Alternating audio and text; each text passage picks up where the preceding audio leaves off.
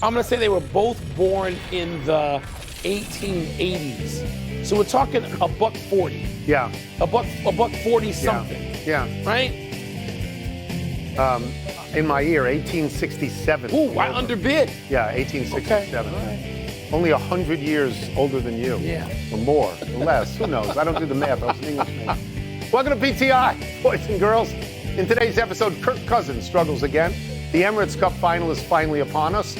And Jeff Saturday joins us for 5 good minutes. But we begin today with the Minnesota Vikings stretching their record to 12-2 after beating your Bears last night, Wilbon, 30-12. Yeah. Now in the NFC, there are 3 teams at the top of the ladder at 12-2. Minnesota, Detroit, and Philadelphia. So, Wilbon, where do you rank the Vikings in that mix?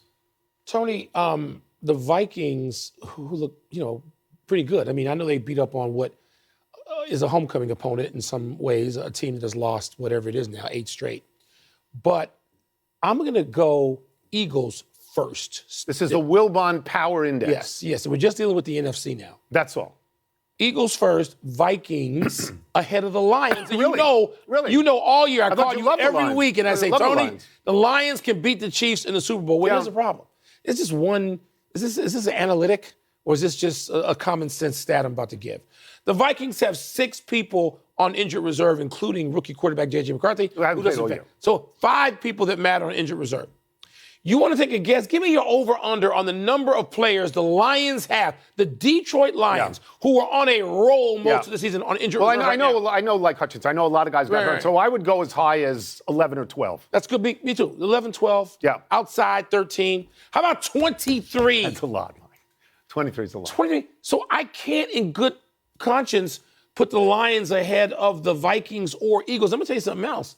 Charging hard on the rail are the Green Bay Packers. Yeah. And I think the Packers are even with these other 3. Maybe not the Eagles. I give the Eagles an edge right now. So I'm going to get to this, but I want to make a comment first.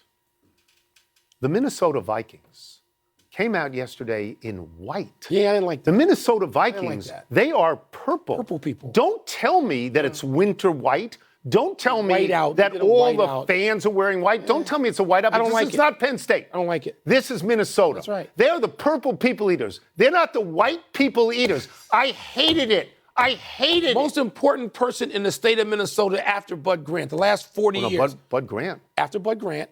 Prince. Okay. What is Prince about? Purple. Purple. Yes. All right, I'm going to answer all this white question. uniforms. I will tell you that I am honestly a little more suspicious of Minnesota than the other 2 because I wonder if the balloon, that is Sam Darnold. Doubting Sam Darnold. And I don't doubt Jared Goff, and I don't doubt Jalen Hurts. Right. I don't doubt that. Right. But I agree with you that they are, at the moment at least, far healthier than Detroit. And by the way, in offense and defense, statistically, they're pretty much dead even with Philadelphia. Yes. With Philadelphia. And they play in a harder division.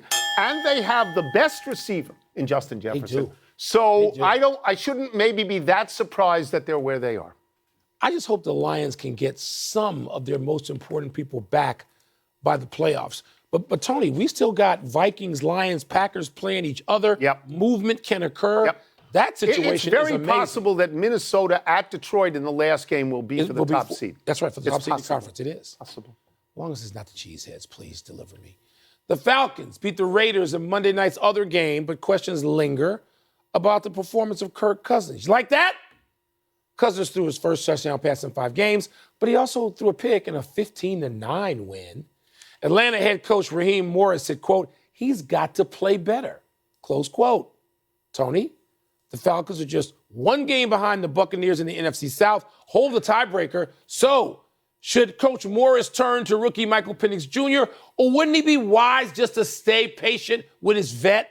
I think we are too deep in the season for that to be a realistic choice. Right.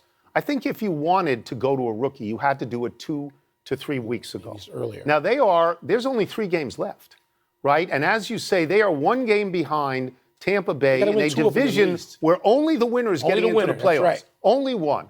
So I don't think you can put a rookie in now. We don't know anything about Michael Penix Jr. He has sat, and he should have sat for 14 games. Yes. That's the way it should be. But at this point, the only way you go to him is if the other guy gets hurt. Right. I think the opportunity is gone. Now, let me get to Kirk Cousins for a second. This is not, to me, a normal slump. The last 5 games he's been out there, he has 9 interceptions and 1 touchdown. That's all he's got. He threw 17 times last night. He gained only 112 yards. A couple of weeks ago, when Jalen Hurts did this, people went wild. They said, you got to do more than this. Well, the Cousins that we are watching right now is not the Cousins we saw for years. You know who he looks like right now? He looks like Matt Ryan at the end. Honestly, it looks like the end to me. Oh, man, the end. You got to look. First of all, there's no choice. You can't throw a rookie. You don't know what you're going to give a rookie. Not now. Not even a guy with the arm talent, as they like to say now, of Michael Penix Jr. Not when you're fighting for the player. You can't. No. There's no choice. Coach this guy up. That's what you get paid to do. Get him better. Yeah, great. And I'm going to tell you something. I do believe Kirk Cousins can pull out of this. Okay. We see veterans in every sport have what looks like a little bit more of a prolonged slump. 5 games. Even guys greater than Kirk Cousins. Okay. They got to get it right. They may have to have, some extra meetings. He may have to sit out practice. He may need to redouble his efforts in practice. Whatever the solution is, find it, because Michael Penix is not that solution. Not now. With a division title at stake. No. I will tell you this, and it's something to consider. Kirk Cousins is not a kid. He's 36 years old. He spent 6 years in Washington. He spent 6 years in Minnesota. This is his 13th year. So it may be over. And this may be just a bozo move by Arthur Blank in bringing him in there for all that money. $180 million. And it may be. Because he does not look now like the guy we've seen for years. Doesn't. I'm sort of rooting for Kirk Cousins. I hope he's been through a lot, including the injury that sidelined him last year. That's right. He's coming back from. That's right. So, That's right.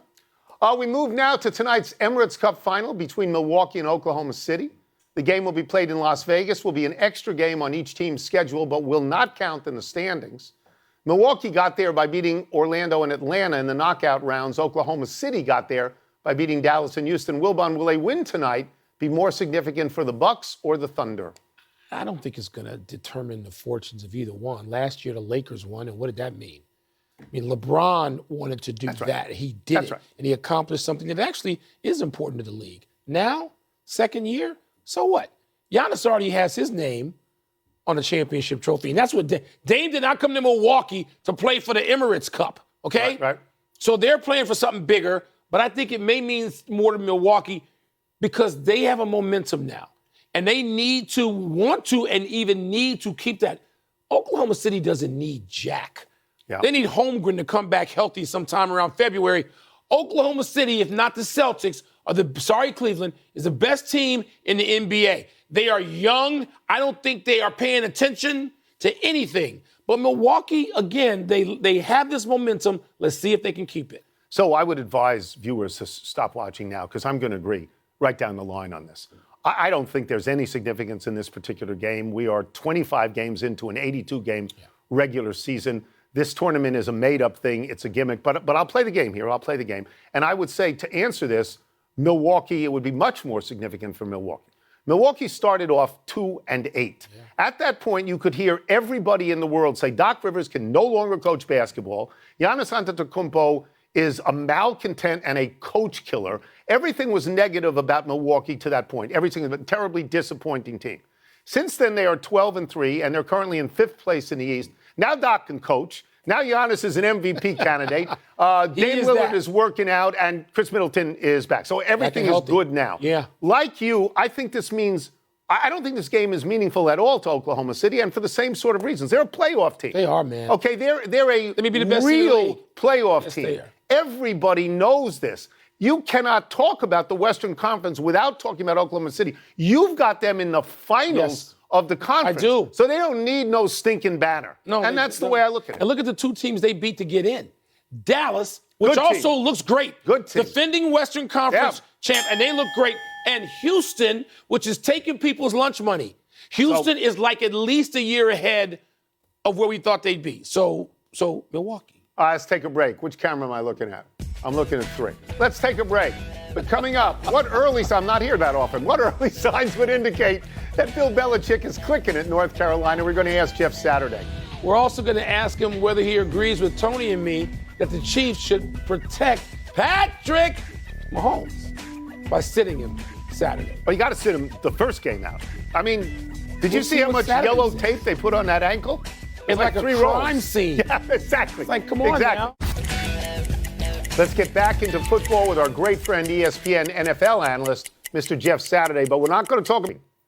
Oh, spring ball for me is going to be big. The whole recruiting thing, I think, it's hard to know what you have. When you start seeing Bill hit the grass with these young guys and the way he's coaching them and the development he's looking for. Because remember, like in the NFL, really your first 5 or 6 weeks, you don't really know who your team is. In college, you know, the first 3 weeks matter, right? You got to keep getting wins. You might not be the team you want to be, but you better put some wins in as well. And so that spring to summer ball is going to be, there's going to be a high emphasis of development of player by Bill and his staff to make sure come week 1 or week 0, whatever you call it in college, they're hitting the grass the right way. The recruiting part, I'm not overly concerned with. It's that part. Once he gets them to the grass and gets them into that summer school and that summer program, that's really when I'll be able to tell.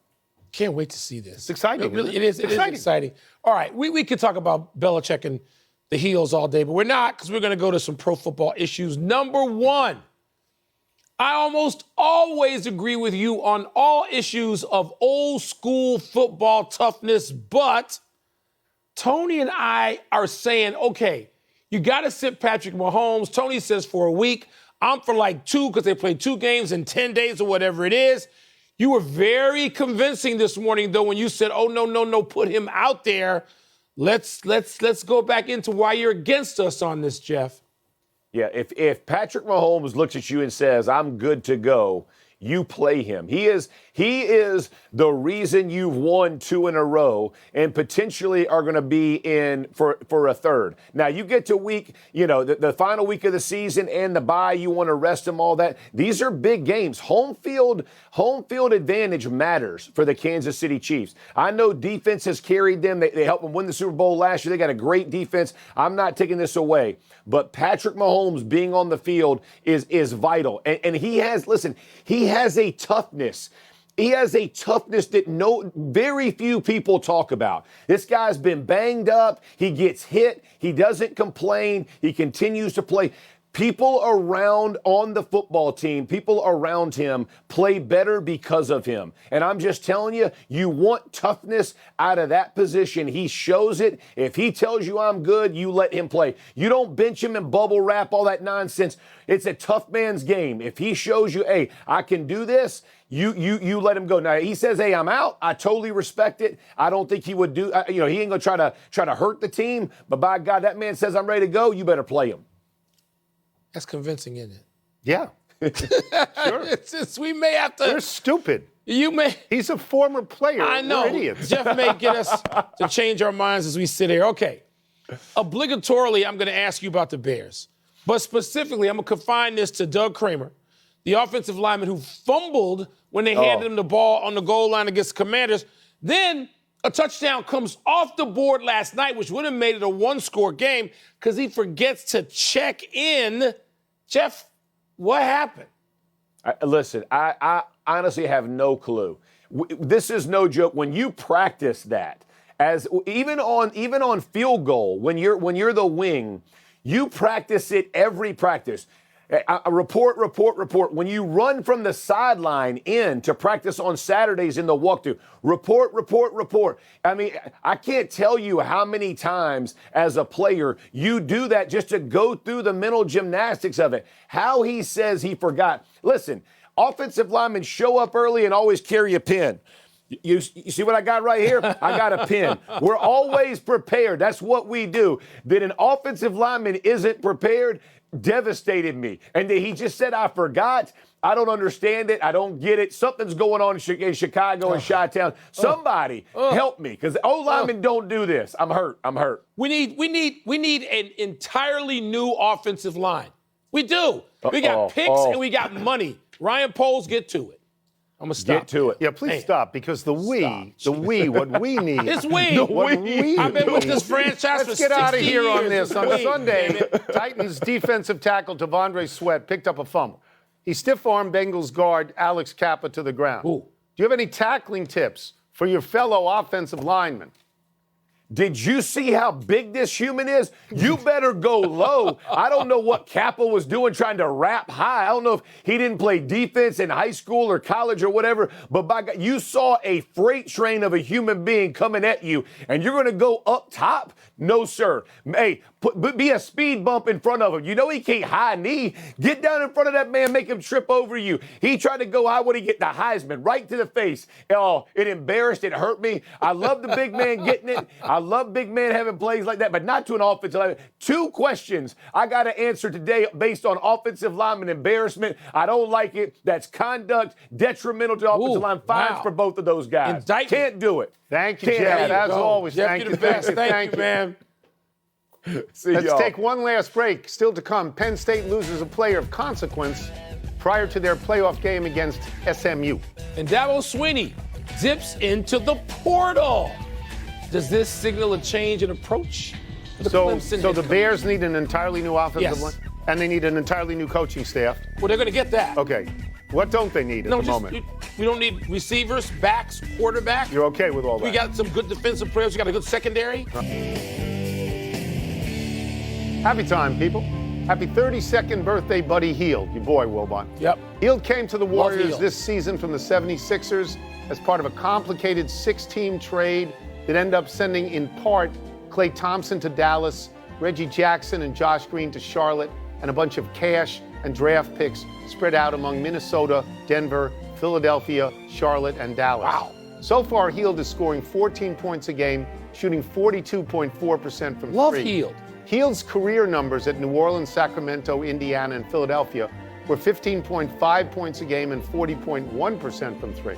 Warriors started out the season 12-3, but they have now lost 8 of their last 10. They have fallen to 8th place in the Western Conference. You know what it's time for?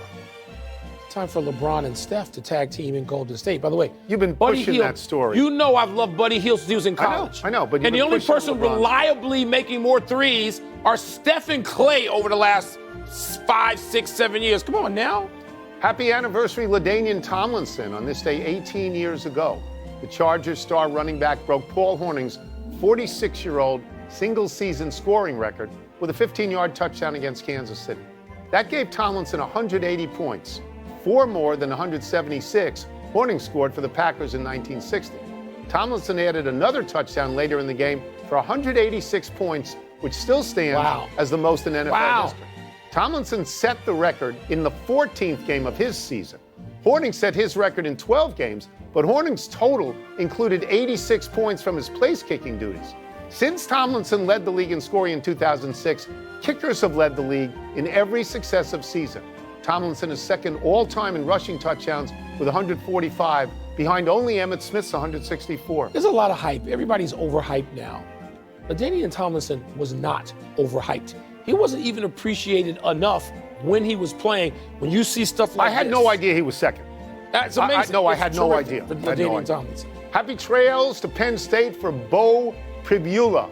Penn State's backup quarterback is off the team after entering the transfer portal ahead of Saturday's college football playoff game against SMU. Pribula has played a role in every game this season, accounting for 9 touchdowns. But starter Drew Aller plans to return for his senior season, so Pribula decided that if he wants to start, he needs to transfer. Nittany Lions head coach James Franklin said that given the timing of the portal window, Pribula, quote, felt like he was put in a no-win situation, and I agree with him, unquote. Pribula grew up in York, Pennsylvania, as a Penn State fan, even dressing as a player on Halloween. No, everybody goes to the portal. Everyone. Yeah. Every other player, at least, I may be underestimating that. Maybe it's like 60%. As soon as you come out of a game. And the SMU backup quarterback is in the portal, but he's going to play. He's eligible to play. One omission, your Cubs have traded Cody Bellinger at $5 million to the Yankees for right-hander Cody Petit. You have 10 seconds to talk about it. They undervalued him. I mean, I like them in my pinstripes better than your pinstripes. They're not my pinstripes. Well, you know. You knew you were. I was a Mets fan as a kid. Nats don't have pinstripes. Big finish, here we go. Let's do it. Clemson landed receiver Tristan Smith from Southeastern Missouri State via the transfer portal. Are you surprised? Dabo. He said he wouldn't go in this route. He's going to. Everyone goes this route. Bryson DeChambeau, your boy, and Brooks Koepka face Scotty Scheffler and Rory in the showdown tonight. You going to watch that? I'll probably watch an hour or so. There's no NFL game. I'll probably, just to see it. I like them as players. Emirates Cup? U.S. women's, not from the U.S. women's soccer captain Becky Sauerbrunn announced her retirement. How will you remember her? For winning everything. She won 2 World Cups, 3 league championships, 2012 gold medal. That's a lot of winning. Congratulations. Unseeded Vermont beat Marshall for the program's first college soccer national championship. I bet you're impressed. Catamounts. What conference are they in? America East, where champions rise. Okay. Last one, play along. Scooters Coffee Frisco Bowl. 25th ranked Memphis against West Virginia. Who you got? I got a remote coming out of anybody's hand. So you're not laying the points? Stop on that. Do you know how many points you're laying? And you don't even know who's favored. We're out of time. We'll try and do better the next time. I'm Tony Cornheiser. Forgot who's playing already. I'm Mike Wilbon. Same time tomorrow, Knuckleheads. You can get the podcast. With Mahomes practicing today, the line for this game is moved. How about this? After being a home underdog, the Chiefs currently 2.5-point favorites for Saturday's game against the Texans. Jay Fowl, thank you so much. We got some breaking news in baseball. Jeff Passan reporting that the Cubs traded former MVP Cody Bellinger to the Yankees for reliever Cody Poteet. Chicago is also kicking in $5 million to offset Bellinger's salary. He will make $27.5 million in 2025 as a player option for $25 million in 2026. And Bellinger gives the Yankees an option in either the outfield or first base. If he ends up in the infield, it would fill a glaring hole in this Yankees lineup. Over the last 2 seasons, Yankees first basemen have hit just .216 at the plate, have posted league low marks in slugging and OPS. Bellinger played 81 games at first for the Cubs over the last 2 seasons. Senior MLB insider Jeff Passan joining us now. So, Jeff, what can you tell us about why both sides are doing this deal?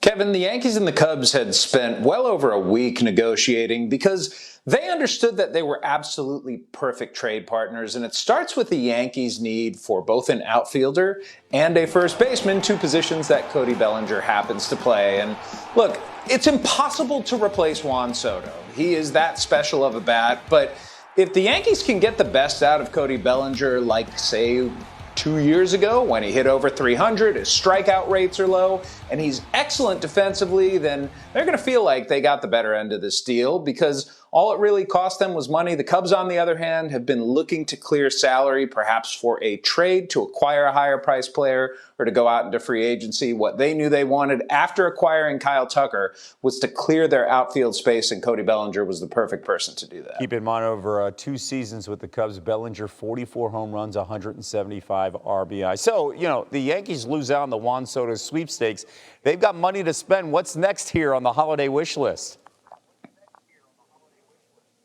Well, it turns out there's some pretty good free agents still out there, and a lot of it really depends the direction in which Brian Cashman, the general manager, wants to take the team. He could go for power, and that's in Pete Alonso, who clearly distinguished himself so far in his career with the New York Mets. He could go for a little bit of power plus defense in Christian Walker and fill in at first base, a slot that was vacated by Anthony Rizzo, or he could go off the board a little bit, and it would take some maneuvering, but Alex Bregman, who's probably going to be the highest priced player out of them, could play third base, move Jazz Chisholm Jr. over to second base, and play Ben Rice at first base. The possibilities for the Yankees are multiple at this point, which is really what you want when you're looking for leverage in free agency. And the Yankees, after getting Devin Williams in a trade, after signing Max Fried for $218 million, Kevin, have exactly that. Very busy, by the way. Yankees at plus 275, the favorites to win the AL next season. Jeff, thank you so much. Still to come on SportsCenter, how Josh Allen has elevated his game as the Bills have. The Lion King. How about the Lions? They have had their 11-game winning streak snapped against the Bills, but they're still in control of the race for the NFC's number 1 seed. Detroit, Minnesota, and Philly are all 12-2, but the Lions have a better conference record than the Eagles and own the head-to-head with the Vikings. Teams play one more time in Week 18. Dan Campbell today. You get used to eating filet, and well, everything's good. Life's good, but you forgot what it was like when you had nothing and you ate your molded bread, and it was just fine. Sometimes you got to get punched in the mouth and remember what it used to be like to really appreciate where you are, and we'll do that. We got a bad taste in our mouth. We got kicked around the other day, and you know what? It's exactly what we needed. We're going to bounce back. We're going to respond. We will play the game any way needed to win. I don't give a crap if we got to win by 1 point for the rest of the year. That's what we're going to do, and I'm going to be happy about it. We're going to find a way, and we're going to get it done. Want to run through the wall for him to get some filet on the other side. That's NFL right. insider Dan Graziano with us. Graz, Dan Campbell continued to show that conviction despite the depleted roster here for Detroit. What are you hearing about how the Lions overcome all these injuries? I mean, it's tough. Like, let's start on offense where they lose running back David Montgomery, who's one of the engines of their offense. The 1-2 punch of him and Jahmyr Gibbs at running back been critical to what they do, but they do think Gibbs can take over a lot of Montgomery's work. They wouldn't want to do that over a whole season, but over 5, 6, 7 games, whatever they may have left, they feel like Gibbs is, especially behind that offensive line, talented enough and experienced enough to handle what they need him to do. On defense, where they've used 29 different starters so far this year, 29 different starters on defense. That's how injured they've been. They're signing guys. They signed Anthony Pittman, who's a linebacker that was on the Jaguars practice squad, spent his first 4 years in Detroit before going to Jacksonville this year, so he knows the defense.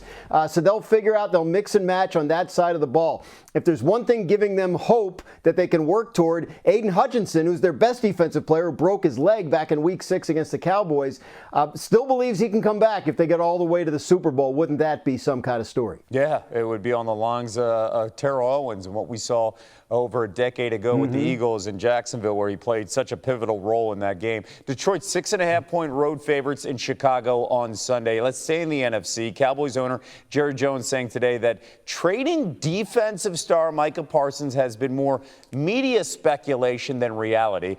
How much, Dan, will Parsons command per year, and how will that impact Dallas' salary cap now? Yeah, so he has 1 year left on his contract, Micah Parsons does. It's a 5th-year option on his rookie contract. He's scheduled to make a little more than $21 million next year.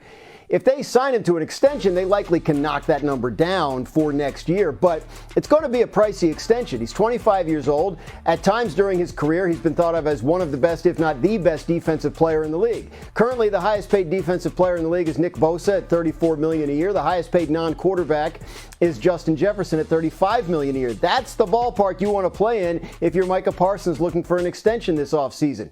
The Cowboys, who already have the highest paid quarterback and one of the top 2 highest paid wide receivers, will have a lot of salary cap gymnastics to perform over the next couple of years if, in fact, they're able to get Micah Parsons signed and they have to work around these 3 massive contracts. Dak and CeeDee Lamb have contracts that can easily be restructured next year for cap relief, but you keep doing that every year, eventually it catches up with you, and the Cowboys are going to have some challenges ahead on that front. Keep kicking the can down the curb. Parsons, by the way, 49 sacks in 60 career games. Graz, thank you so much. When it comes to food, there's some simple things that I like. Crab cake, I absolutely love. With a little Old Bay seasoning as well? Old Bay seasoning's disgusting. Sweet potato fries? What's the point of eating French fries? Salted pretzel with... Don't do the salt. Wait, I'm sorry. So a saltless pretzel. Yeah, I don't like chili. Too much like spice and flavor. Coleslaw Nope. and tomato. Double note. Love hard-boiled eggs. I'm 6 minutes, perfect. I'd smash that for sure. Mac and cheese?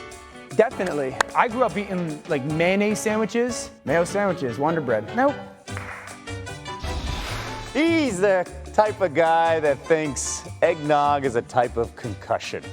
Dan Orlovsky joins us now, so we let him. That was a good one. That was a good one. Got to fill in for Elle and make sure we fill in the cracks. There's Shout a out to standard. Mariner there. What's been the key here when we talk about Josh Allen, especially with the way he's playing at the confidence level? It's on another level here, specifically. Like it feels like we're in the Matrix. Yeah, he's in a different. So matchups, mayhem, and then motions within their offense. Yeah. And I thought Joe Brady, their play caller, did a beautiful job of creating matchups for their offense. So a couple things. They walk to the line of scrimmage, and the 2 things that stand out, Josh starts under center and backs up. Now, if you are a defense and you see them, they come out Buffalo, with 1 back and 2 tight ends, that's 12 personnel. So they matched with their base defense, meaning they're going to have bigs all over the field, but the key is 2 linebackers. Okay, so as an offense, you sit there and go, if you want to play with linebackers and you want to play man-to-man coverage with guy on, safety in the middle of the field, we want to take advantage of a matchup, and you're going to get the motion, little ball fake, and here's what they're going to do. They are going to take a back, Ty Johnson, and leak him out and single him up one-on-one with that linebacker. Now, that backer is actually going to do a good job in coverage, but here's the thing. That's a massive advantage for the quarterback and running back when they know they can get a matchup on a backer. It's a perfect throw from Josh Allen, and the matchup pays off.